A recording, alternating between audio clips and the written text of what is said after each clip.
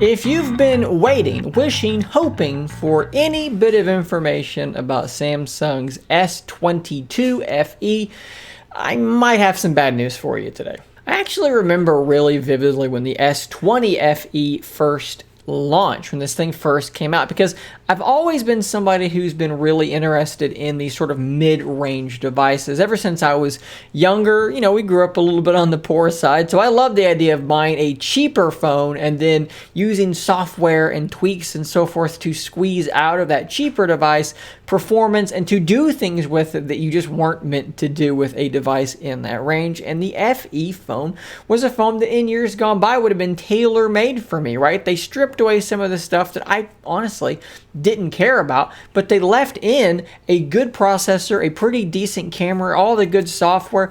It was kind of a match made in heaven for me, honestly. It's a device I could have seen myself daily driving for a long time, and that was kind of Samsung's whole point, right? It was to take the flagship specs and squeeze it into a non-flagship body and then sell it for a cheaper price. And they actually said it was their intention to do this every year moving forward. Well, unfortunately, it turns out that every year might have only meant 2 years, because there are now rumors that the S22 FE is simply not coming. For those of us, as I have written here, who are hoping to see a cheaper budget sort of minded Samsung device with that Snapdragon 8 Gen 1 in it, those hopes are probably ready to be dashed at this moment. So you may remember, looking back, when the S22 was kind of being rumored. The thing was in the rumor mill for so long. I covered it here multiple times. It was supposed to be coming, and it's coming, and it's coming,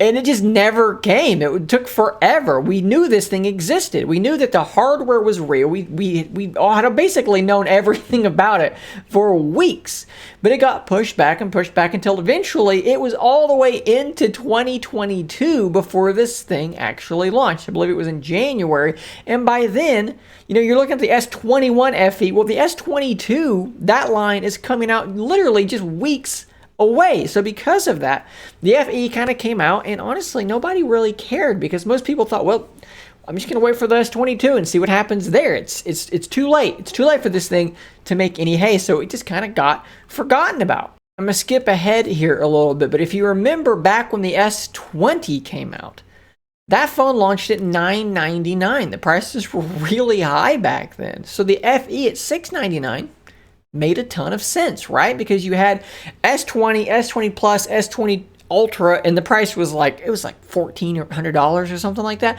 So then $699, slotted it in below the S20, but also above like the A series line. Then the S21 came out and it dropped down to $799. So you're like, okay, well, $799, $699, that kind of makes a little bit of sense, but it really pinched it. It really squeezed that margin a lot, and it made it a lot harder to justify that S21 line. And that might be why there are rumors that Samsung is toying with the idea of releasing an updated S21 FE that would swap out the Snapdragon 888 for a Snapdragon 720G, which would bring down the price significantly. The other specifications apparently would remain the same. So the same set of cameras, two 12s and an 8, a 32 megapixel primary, I believe, or selfie camera, I should say, I believe stays the same 6.4-inch display. But with that Snapdragon 720, and also just it being older now, easier to manufacture, the supply chain, all this stuff is obviously well in place, the price could come down a lot. And that makes some sense, because the S22 prices have kind of, again, squeezed that margin. But then you do have to think about the A-series phones, because these phones have gotten really, really good, and we're talking about $500 and down.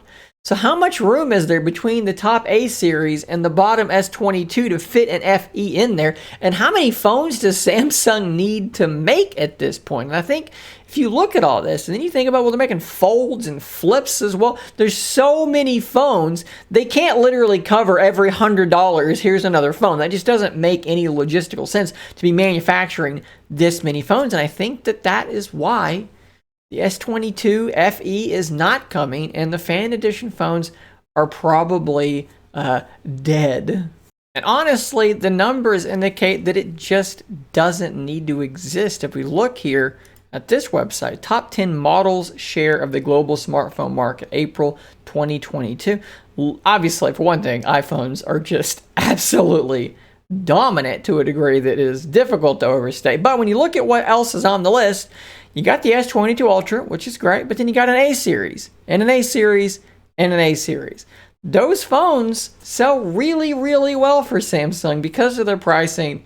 What would an FE in 2022 offer that these A series phones don't already offer, and probably at a lower price? Guys, let me know what you think about all this. The FE phone going away after only 2 iterations.